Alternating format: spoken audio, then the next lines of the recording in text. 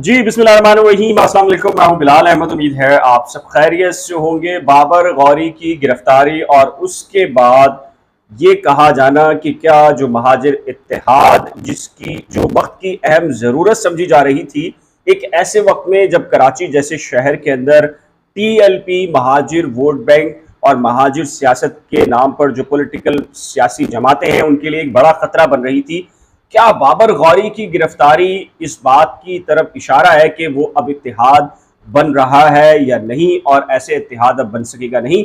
क्योंकि न सिर्फ कराची शहर के अंदर बल्दियाती इंतखाबात होने जा रहे हैं अब से चंद रोज के बाद, बल्कि NA-245 जहां पर TLP बिल्कुल लांडी कुरंगी की तरह MQM को एक टफ टाइम देने वाली है। मेरे साथ फारूक समी मौजूद हैं, पॉलिटिकल और कोर्ट के ऊपर एक अरसे से रिपोर्टिंग कर रहे हैं। तो फारूक समी को भी बीच में लेंगे, इनसे भी बहुत सारे सवालात हैं कि कमरा अदालत में क्या हुआ और इनके पास क्या इंफॉर्मेशन है। तो फारूक भाई थोड़ा सा बताएं कि बाबर गौरी की जो आमद थी तो उसके बाद क्या ये अलायंस खत्म हो गया है या आप कुछ समझते हैं इसके लिए?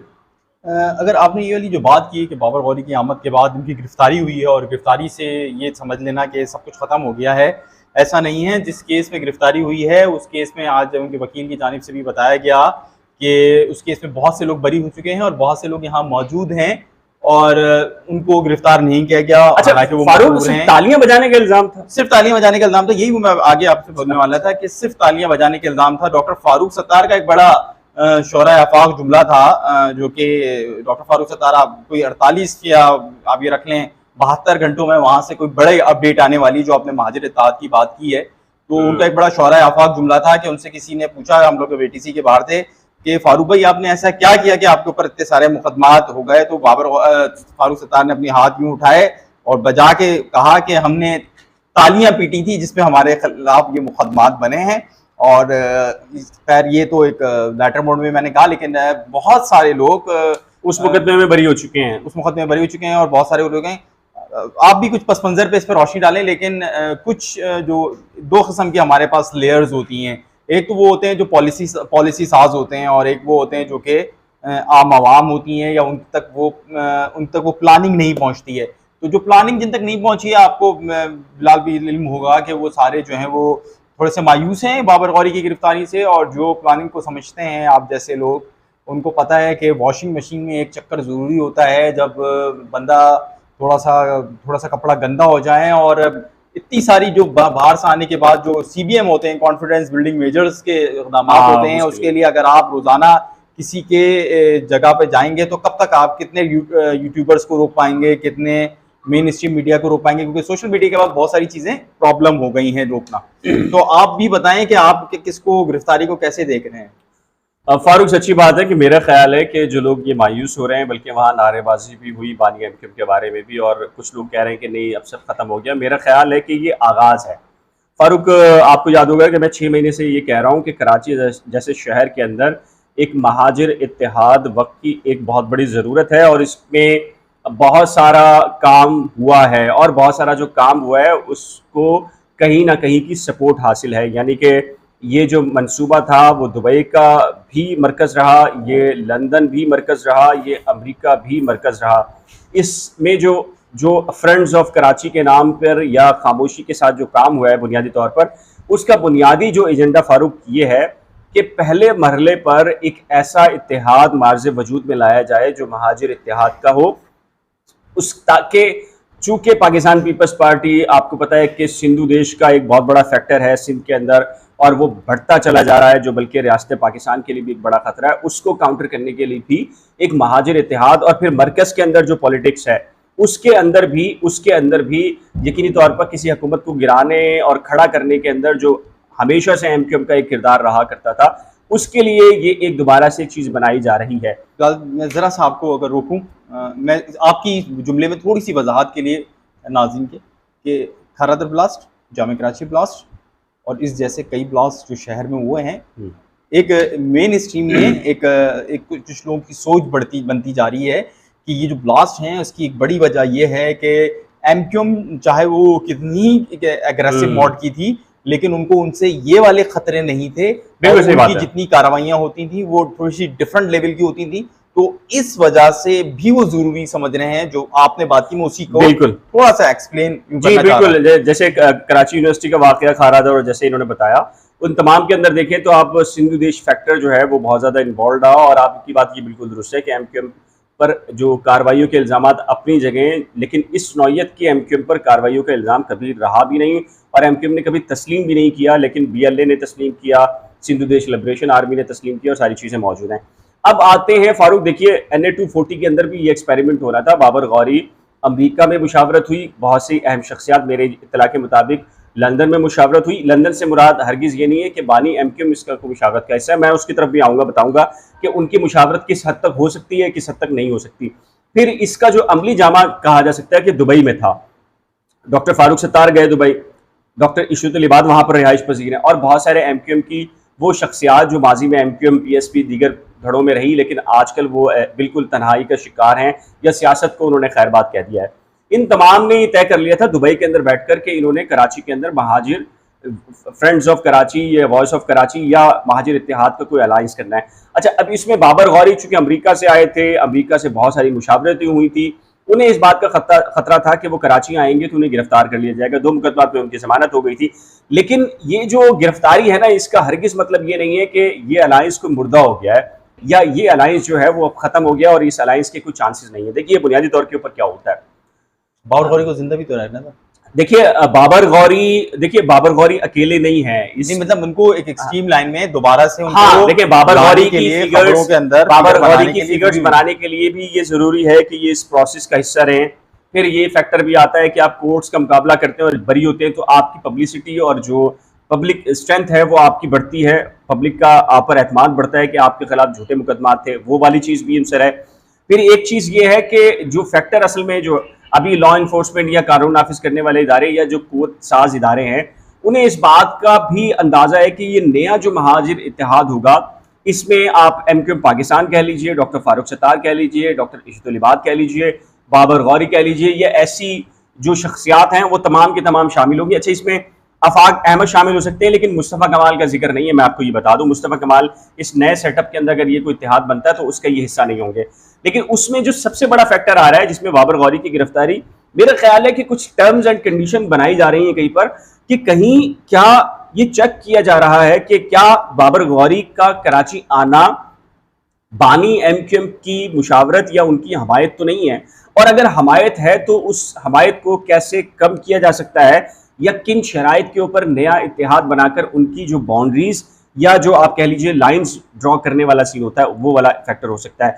लेकिन कुछ जराए, जैसे कि आपने शुरू में ये कहा था, मेरी इत्तला के मुताबिक कहा जाता है कि एमक्यूएम लंदन इस हवाले से ऑन बोर्ड है कहीं ना कहीं, लेकिन मेरी जिन जराए से बात हुई एमक्यूएम लंदन के हवाले से तो उन्होंने मुसलसल इनकार किया है और कहा है कि बाबर गौरी को हम जानते तक नहीं और बाबर गौरी क्यों आए हैं कराची तो हमें बिल्कुल अंदाज़ा नहीं है।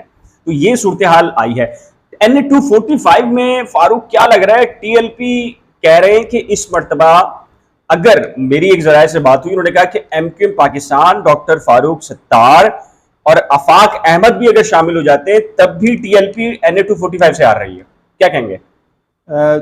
TLP हार रही है या जीत रही है? देखिए TLP का बहुत उसमें स्ट्रांग हुआ है, और दूसरी बात ये है कि जो जराए कह रहे हैं इसकी एक वजह ये भी हो सकती है कि जो हारने की बात कर रहे हैं, एक तो बहुत मजबूत वो हो गया है, दूसरा इस वक्त ये शहर एक बहुत डिफरेंट डायनामिक्स का है। यहाँ पाकिस्तान भर में कहीं कुछ आफत आती है या परेशानी आती है तो लोग यहाँ पर माइग्रेट करते हैं और यहाँ पे बहुत बड़ी कम्युनिटीज़ की बुनियाद पे बहुत बड़ी आबादी भी होती है। तो इस शहर के अंदर अपनी गली मोहल्ले के मसाइल हल करने के लिए और अपने उसके दीगर मसाइल हल करने के लिए आपको एक किसी न किसी पावरफुल शेल्टर की जरूरत होती है।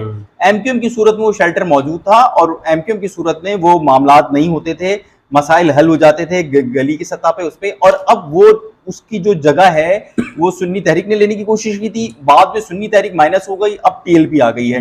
और TLP छोटे छोटे इलाकों में उनके इतने स्ट्रॉन्ग पॉकेट्स हैं कि उनको आपने शिकस्त देना मुश्किल है। लेकिन और एक बात ये है जो आप ये कह रहे हैं ना, मिल जाएंगे, सबसे बड़ा मसला मेरे जो दोस्त हैं वो बताते हैं, क्योंकि मेरा अपना एक बैकग्राउंड रहा है तो उस वजह से बहुत सारे ऐसे दोस्त जो नाला होते हैं वो सबसे पहले आगे मुझे ये बातें बता रहे होते हैं। तो उनमें मैं, अब ये आप उसको अपॉर्चुनिटी कह लें या जो भी कहें, बिलाल अखमरी तो सबके साथ हम डवी हैं, तो वो ये कहते हैं कि आगे वो बताते हैं, वो बोलते हैं कि भाई हमसे जो खान साहब हैं वो नाराज हैं जो कि दूसरी बगावत जो एमक्यू में हुई थी वो आमिर खान और आफाक ने की थी। हाँ तो बिल्कुल, जो ये वाली आमिर बात खान है। हैं वो अभी 2 पीएसपी से जो लोग शामिल हुए हैं उनके आने से भी परेशान हैं। आमिर खान, अब फारूक सत्तार आ जाएंगे तो आमिर खान की जगह क्या होगी? अच्छा मेरी यही इत्तला के वजह है हाँ। कि वो जो ऑन बोर्ड होना था, जो कैंडिडेट्स के मामला टैकल होने थे वो नहीं हो सके। इसी के साथ साथ खुद जो फारूक सत्तार वाला जो ग्रुप है उसके अंदर जो लोग डिवीजन, हाँ जी। हार्डलाइनर हैं वो जो आमिर के साथ नहीं बैठना चाह रहे। इसकी वजह ये है हार्डलाइनर्स की कि आमिर खान और आफाक जब अलहदा हुए, उनके दरमियान आपस की लड़ाई हुई तो बहुत नुकसान हुआ। बहुत नुकसान हुआ, लोग मारे गए बेचारे। हाँ। अच्छा, मैं उनमें 6-7 ऐसे लोगों को जानता हूं जिनको, क्योंकि हम इसी शहर के रहने वाले हैं, हम पर्सनली जानते हैं उन लोगों को कि उनके खानदान ने सफर किया, उनको घर छोड़ने पड़े, उनके रिश्तेदार मारे गए और वो राब्ता कमेटी में भी रहे माजी की और बहुत अच्छी पोजीशन में रहे, तो उनको प्रॉब्लम होने लगी है कि यार हम आमिर खान के नीचे काम नहीं करेंगे। और इधर आमिर खान को ये महसूस हो रहा है कि यार वो आइसोलेट होते चले जा रहे हैं। खालिद मकबूल से उनकी खुद पहले से मामला इसमें फारूक सबसे बड़ा उनसर जो है वो वसीम अख्तर हैं, जो कि एमक्यूएम पर अपनी गिरफ्त को बहुत तेज़ी के साथ मजबूत कर रहे हैं वसीम अख्तर। और वसीम अख्तर अभी एक सेंट्रल एग्जीक्यूटिव कमेटी है उसको तब्दील किया है, तंजीमी सेटअप को तब्दील किया है। और वसीम अख्तर ने उसके साथ ही जो डॉक्टर सगीर है, वसीम आफ्ताब हैं, सलीम ताजिक हैं, अनीस अहमद एडवोकेट हैं, ये सारे के सारे वो लोग हैं जो पीएसपी से नाराज़ थे और वसीम अख्तर इनको वापस लेकर आए। तो अब एक बड़ा खतरा जो आमिर खान ग्रुप के लिए है वो खुद वसीम अख्तर बन गया है। अच्छा, फिर आमिर खान ग्रुप ये भी नहीं चाहता कि ये जो बाबर गौरी पाकिस्तान आए हैं तो यकीनी तौर पर एक नया सेटअप होगा, तो उस पूरे नए सेटअप के अंदर डेफिनेटली फिर जो एमक्यूएम का फैक्टर था वो मजबूत हो जाएगा और आमिर खान ग्रुप जो है वो थोड़ा सा नीचे हो जाएगा। ये बहुत सारे इश्यूज हैं जिसकी वजह से लग नहीं ये नहीं रहा कि ये इत्तेहाद वैसे बनता है, लेकिन कुछ ना कुछ तो हुआ है, क्योंकि खालिद मकबूल सिद्दीकी की मुलाकात डॉक्टर फारूक सत्तार से उनके घर पे उनकी वालदा के इंतकाल के बाद हुई, तो वहां पर कुछ ना कुछ तो अंडरस्टैंडिंग हुई है। लेकिन अब हो सकता है कि NA-245 के इंतखाबात के 1 से 2 रोज पहले इसको डिस्क्लोज कर दिया जाए कि डॉक्टर फारूक सत्तार वहां नहीं लड़ रहे और मुईद अनवर को उन्होंने हमायत कर दी। इस तरह की चीज तो पॉसिबल है। देखिए, ये 72 घंटे हैं, ये 72 घंटों में फैसला हो जाएगा।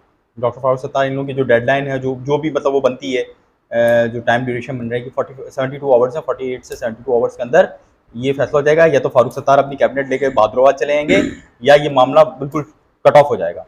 और उसके बाद ये NA-245 के इलेक्शन या बल्दियाती इलेक्शन के बाद होगा, क्योंकि ना उन्होंने कैंडिडेट्स बिठाए इस वक्त तक, ना उन्होंने कैंडिडेट्स बिठाए। एक ये दूसरा, आपके पास मैं जो इस नतीजे पे पहुंचा हूँ इस तमाम सूरत के बाद, कि जो आमिर खान और ये सारे लोग हैं उन सबकी अपनी अपनी अपनी वर्थ है। एक बंदा है जिसकी इतनी वर्थ है जिसकी वजह पे कुछ नहीं हो सकता। मतलब आज मैं वहां बैठा था जब ATC कोर्ट के अंदर था, तो वहां पे एक बहुत अहम रहनुमा थे, वो भी आए, खामोशी के साथ आए, खामोशी के साथ जाए। लगे हाथों हाथ लग गए मेरे, तो मैंने उनसे बोला, मैंने कहा क्या इत्तेहाद बना रहे हैं? तो उन्होंने बोला कि हम इस शहर के बुजुर्ग हो गए हैं काफ़ी, सियासत में अब उस तरह नहीं रहे। उन्होंने बोला हम इस शहर को उस वक्त से जानते हैं जब इस शहर में JUP का राज था, और उस वक्त से लेकर आज तक में हमने ये जाना है, नूरानी साहब से के दौर से अल्ताफ़ साहब के दौर तक या बानी मुत्तहिदा के दौर तक में हमने सिर्फ इतना जाना है कि सिर्फ एक शख्स है जो कि इस वक्त तक अगर वो नाराज़ है तो लोगों के साथ नहीं होंगे। उससे असल जो NA-245 में मरकज़ी किरदार अदा करेगा वो ये वाक़या है कि उनको कोशिश की जा रही है कि वो सिर्फ इतना बोलते हैं कि मैं बाइकआउट नहीं कर रहा। आवाम जी, मेरा ख्याल है आप बानी एमक्यूएम की तरफ इशारा कर रहे हैं। बिल्कुल ऐसी बात है कि अगर वो बाइकआउट ना करें या खामोश रह जाएं तो एमक्यूएम का जो वोटर है, जो ट्रेडिशनल वोटर है, वो निकलकर एमक्यूएम के धड़ों को या किसी भी एक एमक्यूएम को वोट डाल सकता है।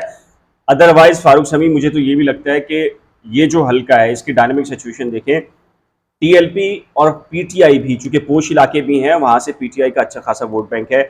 लगता यह है कि एमक्यूएम के लिए जैसे लांडी के अंदर इशू बना था TLP थोड़े मार्जिन के साथ, यहाँ उससे ज़्यादा मार्जिन के साथ टफ मुकाबला, और लोग ये कह रहे हैं कि TLP ये सीट निकाल भी सकती है। लेकिन ये सारा मैटर करता है, जैसे फारूक समी ने आखिर में कहा, कि एक शख्स जिसका आज भी वोट बैंक तमाम की तमाम धड़ों का उनके नाम के ऊपर है, अगर वो बाइकाट करने का ऐलान नहीं करेंगे तो ऐन मुमकिन है कि जो महाजिर वोट बैंक है वो बाहर से निकले और कोई भी महाजिर कैंडिडेट जो है वो कामयाब हो जाए। तो आज के व्लॉग के सिलसिले में आपकी क्या राय है? आप क्या समझते हैं कराची की डायनामिक सिचुएशन के हवाले से? बल्दियाती लाइन अगर ऐड कर दूं जी, TLP के लोगों से बात हुई है, वो इस दफ़ा इलेक्शन कमीशन पर दबाव बढ़ाएंगे और वो अपने वोट की हिफाजत करेंगे।